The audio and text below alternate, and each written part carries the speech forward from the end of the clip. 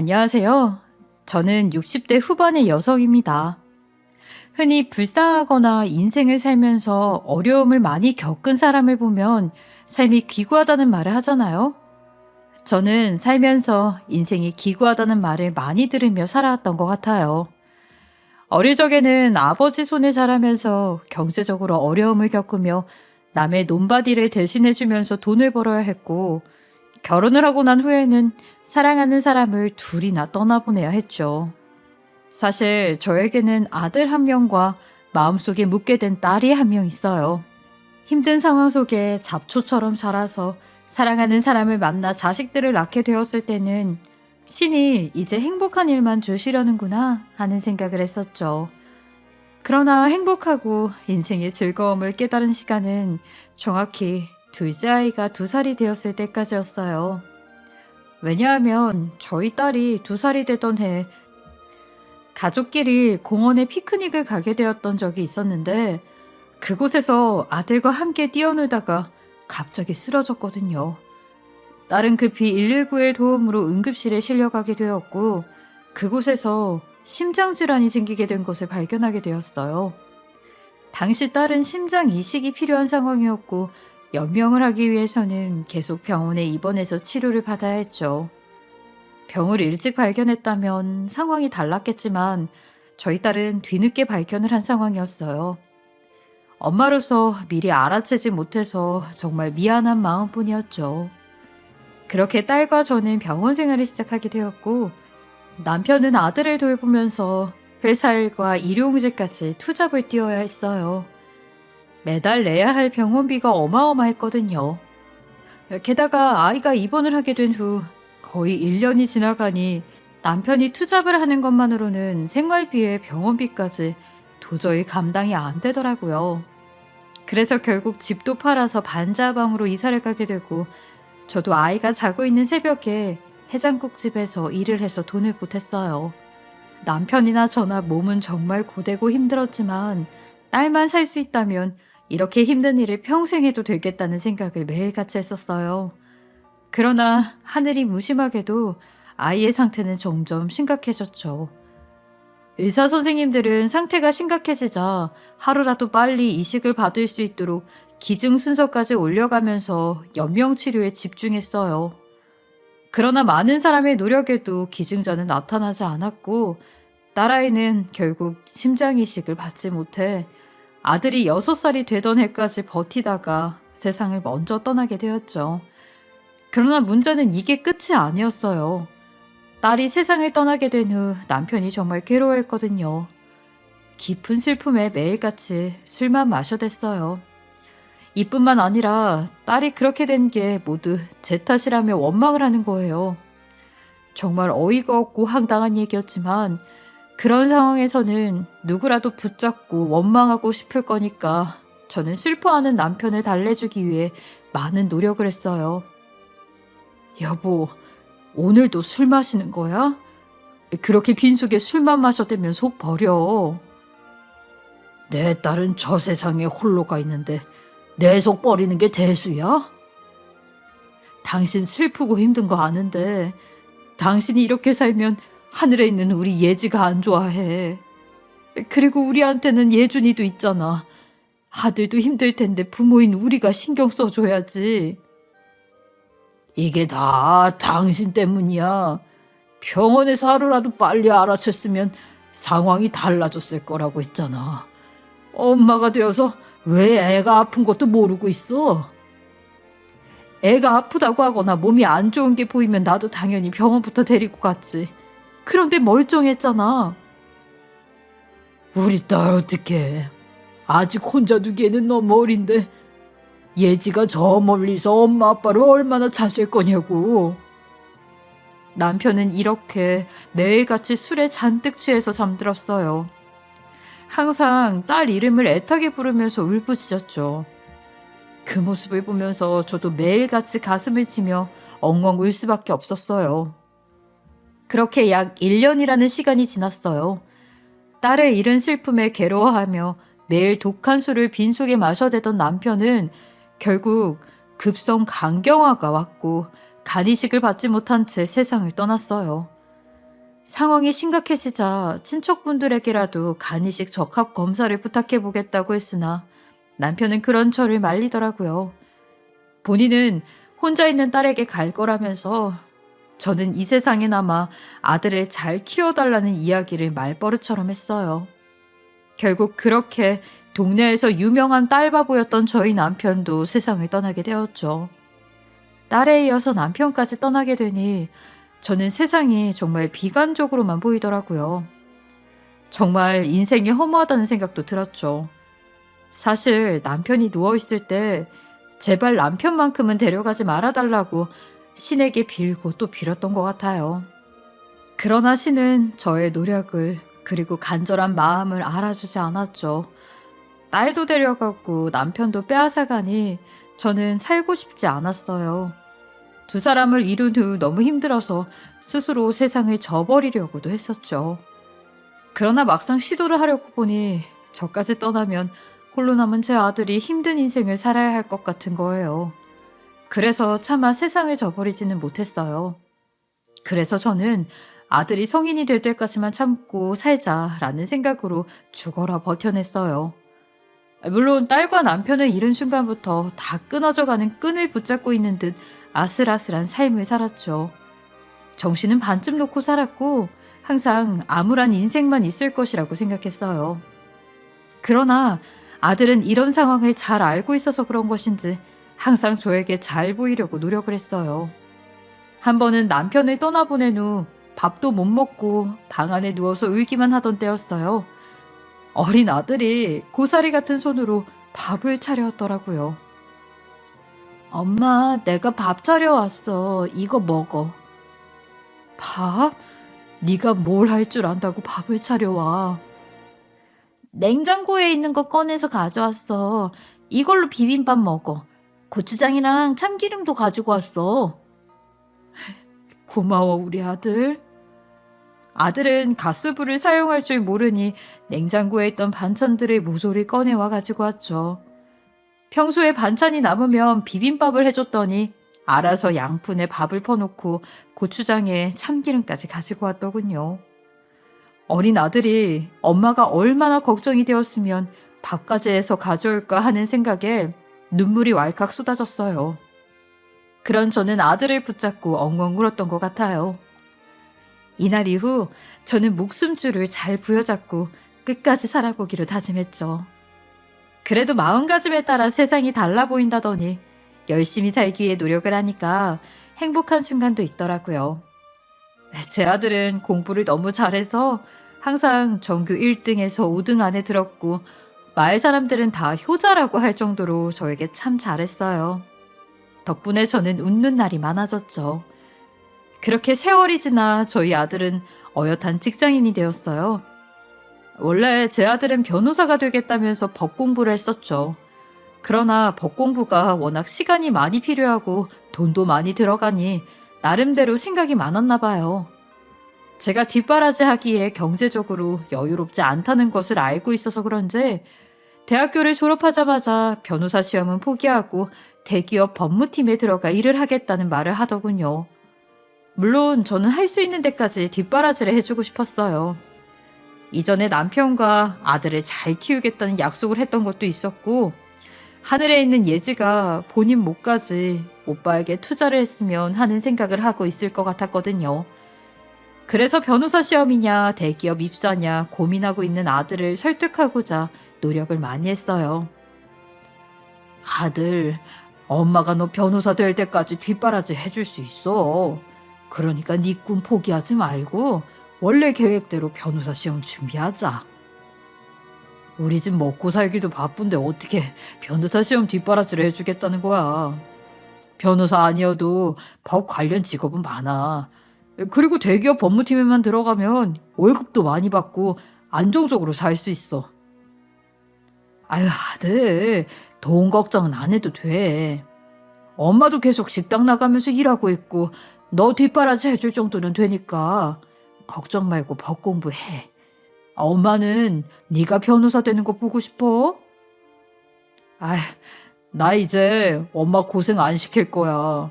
그러니까 이제 나 설득하려고 하지 마.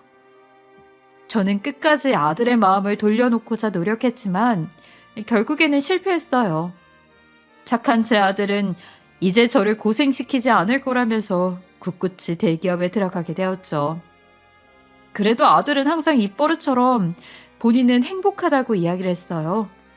자기 죄내인 것인지 아니면 정말로 행복한 것인지는 모르겠지만 항상 변호사가 아니더라도 일하는 게 재미있고 즐겁다고 하더라고요. 그래도 아들이 꿈꿔왔던 변호사를 포기했다고 해서 주저앉아 있거나 하지 않고 즐겁게 살려고 노력하니까 다행이다 싶었죠. 그렇게 아들이 대기업 법무팀에 입사한 지 3년이 지났을 때였어요.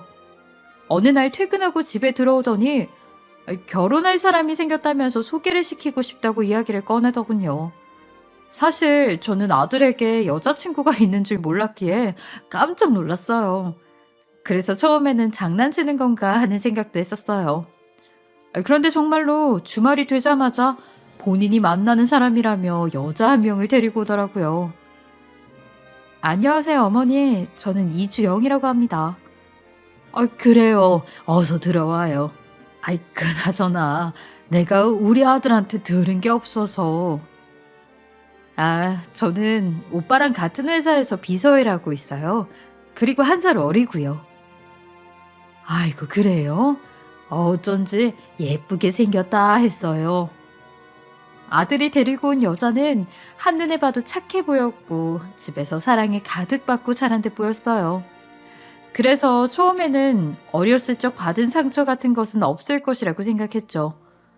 그러나 막상 이야기를 들어보니 아들이 데리고 온 여자도 홀어머니 밑에서 자랐고 어릴 적에 친오빠를 먼저 떠나보냈다고 했어요. 그 이야기를 듣고 있는데 뭔가 동병상련의 기분이 느껴졌어요. 아무래도 저희 아들도 상황이 비슷해서 그런지 데리고 온 여자랑 잘 통했던 것 같아요. 두 사람을 같이 앉혀놓으니 잘 어울리기도 했고 서로 상황이 비슷하니까 의지하면서 잘 살 수 있겠다 싶더라고요. 그래서 반대 없이 바로 결혼 허락을 하게 되었죠. 그렇게 저희 아들은 결혼을 하게 되어 한 가정의 가장이 되었어요. 아들은 며느리와 결혼을 해서 집을 나가게 되었지만 그렇다고 해서 혼자 사는 게 외롭거나 힘들지는 않았죠. 아들은 평소와 똑같이 때 되면 용돈을 보내왔고 시간이 날 때마다 며느리와 함께 집에 찾아왔어요. 그리고 평소 사돈과 친하게 지내다 보니 자연스럽게 외로움도 사라지게 되더군요. 원래 사돈끼리는 어려운 존재라고 해서 잘 만나지 않는다고 하지만 저희 집은 많이 달랐어요. 서로 상황이 비슷해서 그런가 상견례 때부터 뭔가 잘 통한다는 생각이 있었죠. 무엇보다 나이도 저랑 똑같아서 아들 부부보다 훨씬 더 친하게 지낼 수 있었어요. 게다가 사돈이 20분 거리 옆 동네에 살고 있어서 그런지 자주 만나서 말동무도 하고 여행도 다니면서 사니까 외로움을 느낄 틈이 없더라고요. 그리고 저희 며느리는 정말 착했어요. 매주 저에게 찾아와 말동무도 해주고 맛있는 것도 해주면서 모녀처럼 잘 지냈죠. 평소 회사 일 때문에 바쁜 것을 아니까 명절이 아니면 오지 말라고 하는데도 꿋꿋이 와서 저랑 있으려고 하더라고요. 어머니, 예쁜 며느리 왔어요. 주영아, 너 지금 한창 일할 시간 아니야? 여긴 또 왜 왔어? 오늘 연차 냈어요. 그동안 연차를 너무 안 쓰고 모아놓기만 해서요. 아이고, 연차를 냈으면 오늘은 집에서 쉬지. 평소에 바빠서 정신이 없는 애가 왜 여기까지 또 내려왔어? 에휴, 저는 집에 혼자 쓸쓸히 있는 것보다 시댁에서 보내는 게 좋아요, 어머니. 이참에 저랑 나가서 맛있는 것도 먹고 쇼핑도 하고 와요. 며느리는 쉬는 날 저희 집에 내려와서는 데이트를 하자면서 밖으로 끌고 나갔어요. 그날 저는 옷도 사고 맛있는 것도 먹으면서 며느리와 알콩달콩 즐겁게 보냈죠. 아들이 성인이 될 때까지만 살아야지 하면서 버텼던 건데 이렇게 착한 며느리도 생기고 좋은 친구이자 사돈도 만나게 되니까 정말 행복하더군요. 세상을 버리지 않길 정말 잘했다는 생각이 들었을 정도로요. 그러나 너무 행복하면 불행도 같이 온다는 말이 있잖아요. 그 말이 정말인 듯 보였어요. 어느 날 저는 아들에게 전화 한 통을 받게 되었어요. 평소처럼 안부 전화를 했구나 싶어서 기분 좋게 받았는데 전화기 너머로 아들이 흐느끼는 소리가 들리더라고요. 전 정말 깜짝 놀라서 무슨 일이냐면서 아들을 닥달했어요. 아들, 아유 무슨 일이야? 갑자기 왜 울어? 아이고 답답해라. 울지만 말고 무슨 일인지 빨리 좀 말해봐. 엄마, 너무 놀라지 마. 지금 주영이가 갑자기 쓰러져서 병원에 실려왔어. 뭐라고? 주영이가 왜? 멀쩡하던 애가 왜 갑자기 쓰러지는데? 저는 아들의 이야기를 듣자마자 심장에 큰 돌이 쿵 하고 내려앉는 듯한 느낌을 받았어요. 갑자기 왜 쓰러진 거냐는 저의 물음에 아들은 무슨 일인지 모르겠다고 했어요. 며느리가 검사를 받고 있기는 한데 의사들의 표정이 심상치 않다는 말만 반복했죠. 그 이야기를 듣고 나서 저는 금방 가겠다는 이야기를 한 후 곧장 택시를 잡아타고 아들이 이야기해준 병원으로 달려갔어요. 그런데 도착하자마자 제 귀에 들려온 이야기는 며느리가 간암에 걸렸다는 것이었어요. 의사 선생님의 이야기를 들어보니 자세히 정밀 검사를 진행해 보아야 하겠지만 사진상으로는 거의 말기에 가까워서 간 이식을 준비해야 할 것 같다는 이야기를 하고 계시더라고요. 그 이야기를 듣고 나서 안사도는 크게 충격을 받아 정신을 잃었고 아들은 눈물만 흘렸어요. 저도 안절부절 못하면서 병실에 힘없이 누워있는 며느리를 붙들고 울기만 했네요. 그렇게 꼬박 하루라는 시간이 흘렀어요. 다음날 안사도는 링거를 맞고 정신을 차렸는지 며느리가 누워있는 병실에 들어왔어요. 사돈, 이제 좀 괜찮으세요? 조금 더 쉬셔도 되는데. 네, 링거 맞고 한결 나아졌네요. 제 딸 옆에 있어주셔서 너무 감사해요. 이제 딸 간호는 제가 할 테니까 사돈은 얼른 들어가셔서 쉬세요. 아유, 아니에요. 이런 상황에서 들어가서 쉰다고 편히 쉬어지지가 않을 것 같네요. 그리고 정작 쉬어야 할 사람은 사돈인 것 같은데 옆에 간이 침대에 누워서 좀 쉬세요. 며느리 간호는 제가 할 테니까 너무 걱정 마시고요. 안사도는 제가 혼자 간호하는 게 미안했던 것인지 안절부절 못하더군요. 하지만 결국 저의 성화에 못 이겨 간이 침대를 끌어내 잠시 눈을 붙였죠.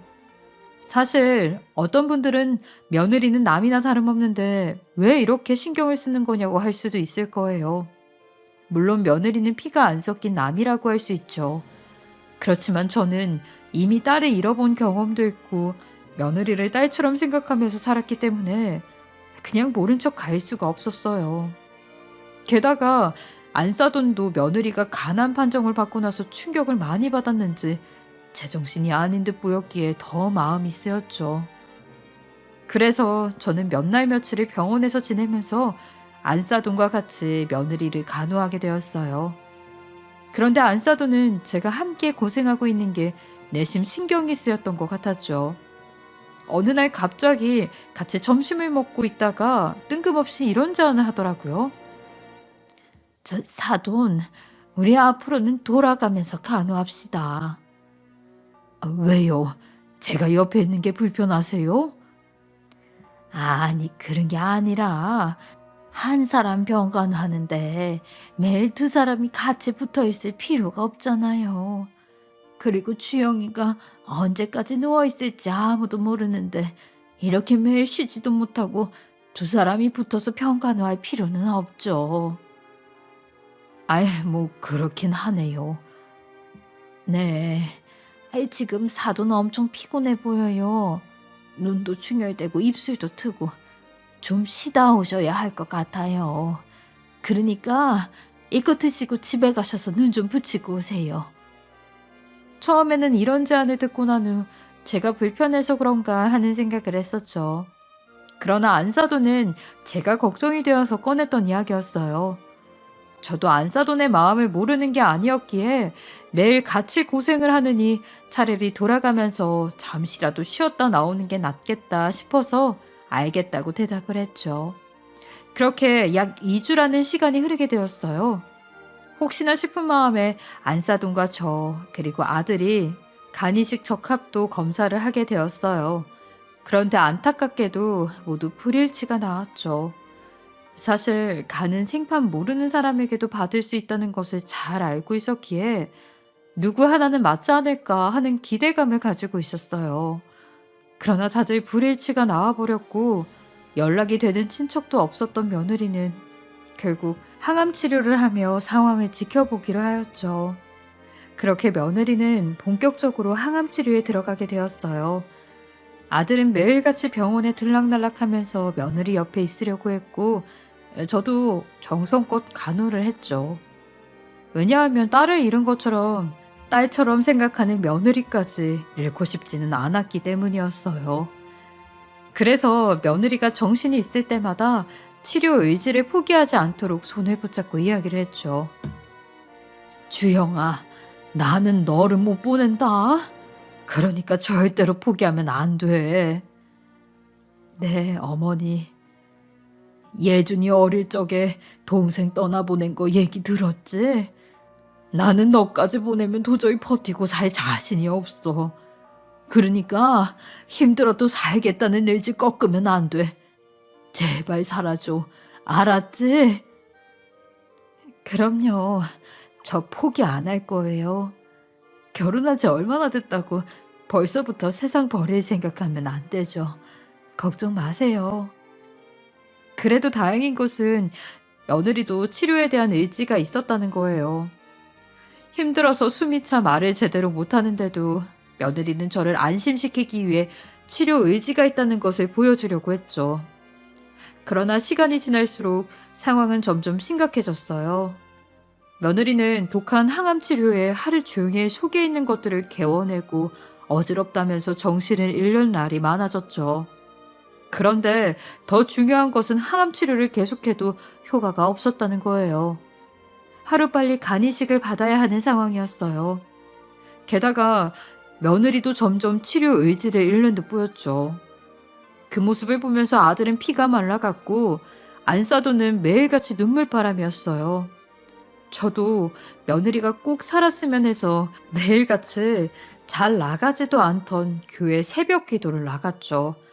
새벽마다 교회 십자가 앞에서 누군가를 꼭 데려가야겠으면 며느리 대신 늙은 저를 데리고 가라는 기도를 눈물로 드렸어요. 그러나 아무리 애절하게 빌어도 며느리의 상태는 좋아질 기미가 보이지 않았어요. 일이 있던 그날도 저는 아픈 며느리를 정성껏 병간호했어요. 그럼에도 불구하고 며느리는 깨어있는 시간보다 자는 시간이 더 많았고 결국 시한부 판정까지 받게 되었죠. 그러나 저는 끝날 때까지 끝난 게 아니라면서 끝까지 며느리를 포기하지 않으려고 했어요. 그렇게 시간이 지나 저녁이 되었고 저는 안사돈과 교대할 시간이 되었어요. 안사돈은 시간 맞춰서 병실로 왔어요. 그런데 안사돈은 평소와는 다른 모습으로 인사를 하고 저를 꼭 껴안더군요. 사돈, 그동안 고생 많았어요. 너무 고마워요. 네? 그게 무슨 말씀이세요, 사돈? 그동안 고생이 많았다니요. 아이고, 제가 말이 헛나왔네요. 오늘 고생 많으셨다고요. 피곤하실 텐데 얼른 가서 푹 쉬세요. 저는 안사돈의 말에 정말 깜짝 놀랄 수밖에 없었어요. 평소 안사돈은 고생했으니 얼른 가서 푹 쉬라는 말만 하고 보내주었거든요. 그런데 그날따라 마지막 인사를 하는 듯한 분위기가 강하게 느껴졌던 것 같아요. 물론 안사돈은 말이 헛나왔다며 급하게 말을 바꿨지만 등 뒤에 싸늘함이 느껴졌죠. 그러나 저는 뭐 큰일이라도 있겠나 싶어서 그냥 고개를 갸웃거리며 병실을 나왔고 집으로 가기 위해 로비로 내려가게 되었어요. 그런데 택시를 타기 위해서 밖으로 나가려고 보니까 병실 서랍에 깜빡하고 카드를 놓고 온 게 생각이 났어요. 결국 저는 정신이 없어서 너무 허둥지둥 나왔네 라고 혼잣말을 하면서 다시 며느리가 있는 병실로 올라가게 되었어요. 그런데 병실 문으로 안을 살짝 보니까 아들과 안사돈이 서로 껴안고 있는 거예요. 게다가 안사돈은 아들의 얼굴을 어루어 만져주고 있었죠. 아무리 봐도 이상한 분위기가 자꾸 풍기는 게 수상하다는 생각을 할 수밖에 없었어요. 사실 이제 와서 하는 말이지만 이전에도 두 사람이 함께 있었던 적이 한두 번이 아니었어요. 며느리가 병실에 입원하고 나서 안사돈과 함께 병간호를 할 때에도, 그리고 혼자서 간병을 하고 있을 때에도 몇 번이나 두 사람이 함께 있던 모습을 목격했거든요. 가장 처음으로 목격했던 것은 안사돈이랑 함께 며느리 병간호를 하고 있을 때였어요. 여느 날처럼 아들은 퇴근 후 며느리를 보겠다며 병원으로 달려왔었죠.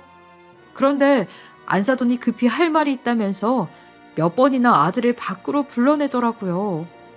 그런데 한 번 나갈 때마다 두 사람은 시간이 한참 지났는데도 병실 안으로 들어올 생각을 하지 않았어요. 결국 저는 어디 있나 찾아보기도 하고 자판기에 음료수를 뽑아 먹을 겸 해서 휴게실에 찾아가게 되었죠. 그런데 그날도 아들과 안사돈은 휴게실에서 서로 껴안고 이상한 분위기를 풍기고 있었어요. 그날 저는 굉장히 남사스러운 모습에 다가가서 뭐 하는 짓이냐 화를 내며 떼어놓으려고 하다가 그냥 못 본 척하고 병실로 들어가게 되었죠. 당연히 제 두 눈을 의심할 수밖에 없었지만 설마 장모님이랑 이상한 관계로 엮여있겠나 하는 생각에 그냥 모르는 척했던 것이었어요. 그냥 며느리가 많이 아프니까 안사돈이 아들을 달래주나 보다 합리화하면서 지나갔죠. 그런데 카드를 다시 가지러 갔을 때에도 두 사람은 또 똑같은 모습으로 있으니까 저는 눈살이 자동적으로 찌푸려질 수밖에 없었어요. 아니, 아파서 지쳐 잠든 며느리를 옆에 두고 지금 뭐 하는 짓인가 싶기도 했고, 제 엄마 나이랑 동갑인 사돈에게 지금 왜 저러고 있는 건가 화도 났어요. 그래요, 서로 슬프고 힘든 건 알겠는데 아무리 그래도 사람이 선이라는 게 있잖아요. 도저히 믿을 수 없는 두 사람의 모습에 대체 이게 무슨 일인가 하는 생각으로 병실 안에 들어가려다가 흠칫할 수밖에 없었죠. 그런데 그 순간 안에서 간호사님들의 모습이 눈에 보이더라고요. 아무래도 두 사람을 신경 쓰느라 눈에 들어오지 않았던 것이었어요. 그런데 저는 안사돈이 간호사님들에게 하는 말을 듣고 큰 충격을 받을 수밖에 없었어요. 간호사님, 저희 딸이 원한 거예요. 본인 삶이 얼마 남지 않은 것 같다면서 마지막 순간까지 아픈 채로 가고 싶지 않다고, 그 DNR 신청을 했으면 좋겠다고 하네요. 보호자님, DNR 신청은 뭘 뜻하는 건지 설명을 드려서 잘 알고 계시잖아요.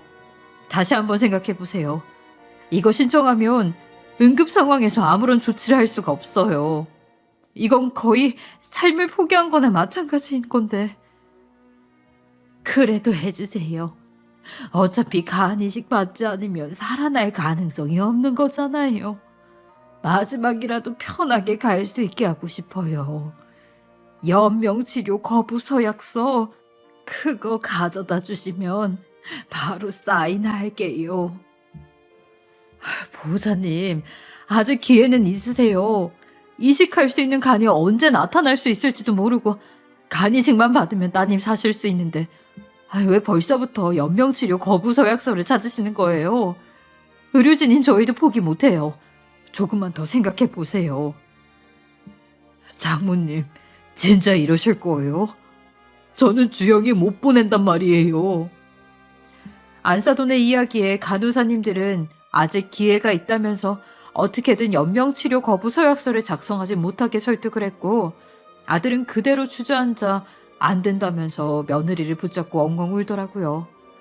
그리고 그런 아들을 보면서 안사돈은 우리 이러지 않기로 하지 않았냐며 달래주기 바빴죠. 저는 세 사람의 대화를 듣고서야 모든 것을 알게 되었어요. 안사돈이 왜 저에게 이상한 분위기의 이야기를 꺼냈는지, 아들과 대화를 하겠다면서 왜 자꾸만 병실 밖으로 나갔는지, 그리고 두 사람이 왜 껴안고 있었는지 말이에요.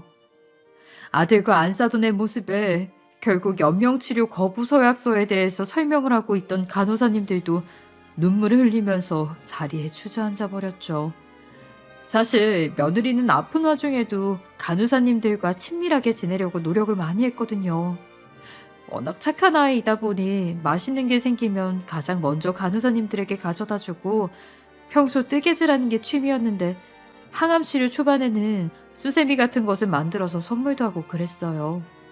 그래서인지 간호사님들은 본인들에게도 귀한 환자라면서 며느리를 더 신경 써주셨고 안사돈이 연명치료 거부 서약서를 이야기했을 때 어떻게든 설득을 하려고 했던 듯 싶었죠. 저는 모든 이야기를 듣고 난 후 덜덜 떨리는 손으로 문을 열고 들어갔어요. 안사돈, 이게 대체 무슨 소리예요? 연명치료 거부 서약서라니요. 그걸 하려고 오늘 저에게 그동안 수고했다며 고맙다는 얘기를 한 거예요? 사돈, 집에 가신 거 아니었어요? 미리 말씀 못 드려 죄송해요. 사돈한테는 차마 입이 떨어지지 않았어요. 사돈 처녀일도 있고 저희 딸을 애지중지 챙기시는 것도 아니까 그래서 더 얘기를 못 꺼내겠더라고요. 그래서 김서방이 따로 얘기를 하기로 했는데 아무리 그래도 그렇죠. 저한테는 얘기를 해주셨어야죠. 우리가 어떤 사돈인데 주영이가 저한테는 어떤 며느리인데 그런 중요한 일을 제가 모르고 있다는 게 말이 되나요? 죄송해요, 사돈. 저의 말에 결국 안사돈도 참고 있던 눈물을 터뜨렸고 힘이 없어 말을 제대로 하지 못하고 있던 며느리도 소리 없이 눈물을 흘렸죠. 그날 며느리의 병실은 눈물바다가 따로 없었어요. 전 누워있는 며느리를 붙잡고 간절하게 이야기를 했어요. 주영아, 아직은 기회가 있어. 너 정말 힘들다는 거 알고 있지만 우리 조금만 더 버텨보자. 우리 그러기로 했잖아. 그 연명치료 거부 서약서는 절대 안 된다. 그래 여보, 이건 아니잖아. 말기 암이어도 다시 새삼 얻는 사람들이 얼마나 많은데 연명치료 거부 서약서라니. 당신이 그런 선택을 하면 나는 어쩌라고. 며느리는 저와 아들의 간절한 이야기에 눈물만 흘렸어요. 그래도 저는 포기하지 않고 며느리를 설득하려고 했어요. 말기 암이지만 어떤 기회가 올지 모른다고. 아직 젊으니까 버틸 수 있는 힘이 있을 거라는 말을 계속해서 했어요. 그러면서 조금만 더 기다려보고 그래도 안 되겠으면 그때 가서 결정하자고 했죠. 그러나 안사돈은 저와 아들 옆에 다가와 이미 결정된 일이라면서 그만하자는 말을 꺼내더군요. 그리고는 밖에 나가서 이야기를 좀 하자고 했어요. 그렇게 저는 눈물 콧물 다 흘리면서 안사돈을 따라 나섰어요. 그런데 안사돈은 오히려 저를 설득하더라고요. 사돈, 우리 그만합시다. 주영이가 항암 치료가 너무 힘들고 효과가 없으니까 그만하고 싶다고 했어요. 그리고 어떤 위기가 올지 모르는 상황이니까 그럴 때 몸 만신창이가 되어서 가는 것보다 편안하게 가고 싶다고 하더라고요. 아무리 그래도 그렇죠. 이렇게 젊고 예쁜 애를 왜 허망하게 보낼 생각을 하세요? 처음에는 저도 그렇게 생각했죠. 그래서 안 된다고 설득해보려고도 했어요. 그런데 주영이 뜻이 너무 확고했어요. 사돈, 우리 이러지 말아요. 주영이 살려야 되잖아요. 사실 주영이는 사돈이랑 김서방을 먼저 걱정하더라고요. 그래서 더 서약서를 작성하려고 했던 것 같아요. 그게 무슨 말씀이세요? 본인이 그 만신창이가 되어가는 것도 싫지만 마음 정리 없이 한순간에 자신을 떠나보내면 힘들어할 두 사람이 걱정된다고 했어요. 그래서 서약서 써서 미리 마음 정리를 했으면 했고요. 저는 안사돈의 이야기를 듣고 정말 휴게실이 떠나가라 펑펑 울 수밖에 없었어요. 그러나 아무리 두 모녀의 뜻이 그렇다고 해도 저는 인정을 할 수 없었어요. 그건 저희 아들도 마찬가지였죠. 그래서 어떻게든 설득하려고 했던 것 같아요. 안사돈에게 연명치료 거부 서약서를 작성하게 되면 며느리의 치료 의지가 꺾이는 것은 물론이고 저희 아들은 거의 죽는 삶이나 다름없어진다고 제발 쓰지 말아달라고 했죠. 결국 계속된 저의 설득에 안사돈은 알겠다면서 조금 더 지켜보기로 했고 며느리도 고개를 끄덕였어요. 덕분에 연명치료 거부 서약서 작성은 없던 일이 되었고 며느리는 다시 포기하지 않고 항암 치료를 시작하게 되었죠. 물론 호스피스 병동에 대한 이야기가 나올 정도로 상황은 좋지 않았어요. 그래도 저는 끝까지 붙들어 두려고 했죠. 매일같이 교회에 나아가 새벽 기도를 했고 하루도 빠짐없이 병실에 찾아가 며느리의 병간호를 했어요. 그렇게 약 2달이라는 시간이 흐르게 되었어요. 며느리는 점점 지쳐가기 시작했고 의사 선생님께서는 상황이 심각해지자 더 이상 항암도 효과가 없을 것 같다면서 가족들과 마지막 시간을 보내는 게 어떻겠냐는 말씀까지 하셨어요. 그러나 위기일 때 기회가 온다는 말도 있잖아요. 정말 간절하게 빌고 또 빌었더니 그제야 하늘이 소원을 들어주신 것인지 천신만고 끝에 며느리에게 맞는 간 기증자가 나타났다는 소식을 듣게 되었죠. 축하합니다. 이주영 환자분께 딱 맞는 간 기증자가 나타났어요. 네? 그게 정말인가요? 그럼 제 안에 살 수 있는 거 맞죠? 네, 바로 수술 준비할 테니까 환자분께서는 마음에 준비하시고 가족들은 힘내시라고 수술 잘 될 거니까 걱정하지 말라고 말씀해 주세요. 의사 선생님께서는 시한부 판정까지 받고 간이식까지 가는 사람은 많지 않은데 정말 운이 좋았다고 말씀해 주셨어요. 그리고 간호사님들도 병실로 들어오셔서 수술 잘 될 테니까 너무 걱정하지 말라고 하면서 축하한다며 같이 기뻐해 주셨죠. 간 이식 소식을 듣고 나서 저와 안사돈은 너무 기뻐서 소리를 질렀고 아들도 너무 감사하다면서 눈물만 흘렸어요. 당연히 며느리도 오랜만에 웃음꽃이 피었을 정도로 너무 좋아했죠. 물론 수술할 때까지 그리고 회복할 때까지 안심을 할 수 없는 단계였지만 다행히 며느리는 수술대에 오를 수 있었어요. 그리고 수술을 하기로 한 날 저와 안사돈 그리고 아들은 수술실 앞에서 무사히 마무리하고 나올 수 있기를 빌고 또 빌었죠. 그래서인지 며느리는 다행히 이식 부작용 없이 건강을 회복할 수 있었어요.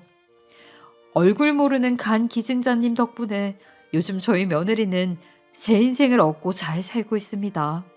가끔씩 며느리는 본인을 살려주신 간 기증자님과 가족분께 감사 인사라도 드리고 싶다고 이야기를 하지만 알아보니까 법적으로 기증자나 기증자 가족과 만나는 건 불가능하다고 하더라고요. 양쪽 모두 동의를 한다면 편지 정도는 주고받을 수 있다고 하는데 그분 가족들은 원하지 않는 것 같았어요. 그래서 며느리와 저희 가족들은 잘 사는 게 보답하는 거라고 생각했고 감사한 마음만 고이 간직한 채 즐겁고 행복하게 살아가려 노력하고 있어요. 물론 혹시라도 나중에 연락이 닿게 된다면 저희 가족 모두가 진심을 담아 감사 인사를 전할 생각입니다. 그리고 며느리는 아직까지 수술을 한 지 얼마 되지 않아서 주기적으로 병원에 찾아가 상태를 체크하고 검사를 해야 하는 상황이에요. 하지만 죽을 고비를 넘긴 후 모두의 간절함을 얻고 살아난 며느리를 보며 저는 요즘 죽어도 여한이 없다는 생각을 하고 있어요. 아들 부부는 이번 일을 겪고 나서 요양차 시골에 땅을 얻어 내려가 살고 있어요. 물론 며느리는 일을 관두고 아들은 회사를 옮겨야 했지만 시골로 가니까 마음이 편하다고 하더라고요.